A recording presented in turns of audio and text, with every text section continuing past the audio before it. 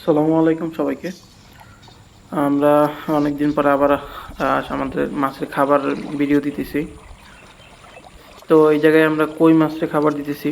আমাদের বর্তমানে ৩ ট্যাঙ্ক কই কালচারে আছে, আর ১ ট্যাঙ্ক পাঙ্গাস মাছ কালচারে, আর বাকি ২ ট্যাঙ্ক খালি আছে যেগুলো, ওগুলো আমরা ইনশাল্লাহ গুলশা দিতে চাইছিলাম, কিন্তু আবার প্ল্যান ক্যান্সেল করে আমরা আবার শিং দিতেছি।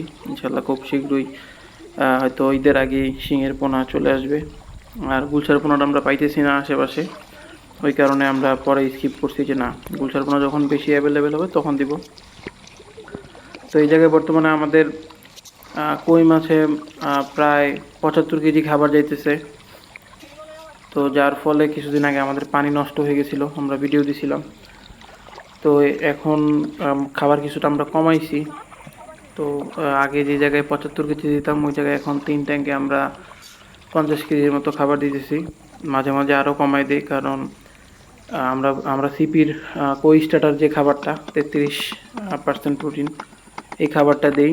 তো ওই খাবারটা দেওয়ার ফলে খুব দ্রুত পানি, যেহেতু প্রোটিন বেশি, খুব দ্রুত পানি নষ্ট হয়ে যেতেছে। আর আমাদের মাছের গ্রোথও তো প্রোটিন বেশি যেহেতু আলহামদুলিল্লাহ ভালো। তো যেহেতু পানি বারবার নষ্ট হয়ে যেতেছে, ওই কারণে আমরা খাবারের এটা কমাইছি। একটা ট্যাঙ্কের মধ্যে আপনারা চিন্তা করেন, যদি সারাদিনে 25 কেজি খাবার যায়, তাহলে তো ওটা মানে পানির কী অবস্থা করবে এটা বুঝতেই পারেন। আরও যদি হাই প্রোটিন হয় তাহলে তো কথাই নেই। ওদিকে আবার পাঙ্গাসের আমরা এখন দৈনিক 50 কেজি খাবার দিতেছি। সকালে 25 কেজি, বিকালে 25 কেজি। পাঙ্গাসের পানি আবার নষ্ট হয় না, কারণ ওইটার আপনার খাবারের প্রোটিন তো খুবই কম।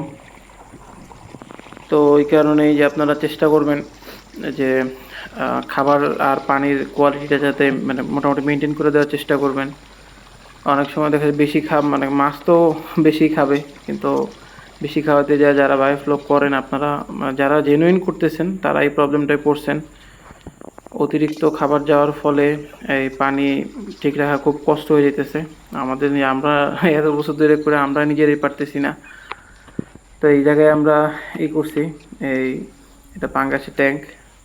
আমার ভাই খাবার দিয়েছে ওইদিকে, পাঙ্গাস মাছের খাবার। আর একটা বোতল কে জানি ফেলাইছে, নাকি ওদিক থেকে পড়ে গেছে খেয়াল নাই। তো এই জায়গায় পাঙ্গাসের খাবারটা দেওয়া একটু কষ্টসাধ্য, কারণ আপনারা দেখেন কি অবস্থা করে, ওই জায়গায় দাঁড়ায় থাকা যায় না, একদম পানিতে ভিজে ফেলে। তো ওই কারণে আমি আবার যখন খাবার দিই আমি দূর থেকে দিই, আমার ভাই কাছের থেকে দেয়।